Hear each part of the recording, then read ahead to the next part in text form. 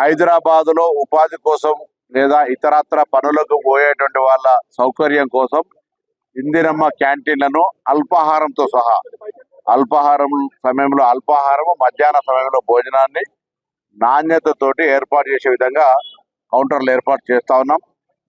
GHMC అధికారులు ఇప్పటికే ఒక మ్యాపింగ్ ప్లానింగ్ చేసుకొని ఉన్నారు. ఇంకా ఎక్కడైనా ఇటువంటి ఇందిరమ్మ క్యాంటీన్లు ఎస్టాబ్లిష్ చేయాలనుకుంటే కూడా ప్రభుత్వం తరఫున గుర్తించడం జరుగుతూ ఉంది. ఎక్కడైనా ప్రజలు, ప్రజాప్రతినిధులు కూడా ఈ ప్రాంతంలో ఇందిరమ్మ క్యాంటీన్ ఉంటే ప్రజలకు సౌకర్యంగా ఉంటుందని చెప్తే అక్కడ కూడా ఏర్పాటు చేయడానికి సిద్ధంగా ఉన్నాం.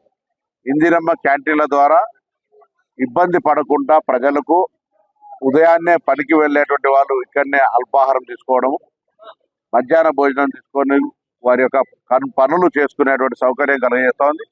ఎందుకంటే హైదరాబాద్ ఉపాధి కల్పనకు సంబంధించి మెట్రోపాలిటన్ సిటీగా పెరుగుతున్నటువంటి పరిస్థితులలో ప్రజలకు సౌకర్యాలు కలిగజేసే బాధ్యత, ఇన్ఫ్రాస్ట్రక్చర్ డెవలప్మెంట్ తో పాటుగా సంక్షేమ కార్యక్రమాలు ఇటువంటి కార్యక్రమాలు కూడా ప్రాధాన్యత ఇస్తూ ఈ రోజు క్యాంటీన్ ఇందిరమ్మ క్యాంటీన్ సుందర విజ్ఞాన కేంద్రం దగ్గర ప్రారంభించుకోవడం జరిగింది.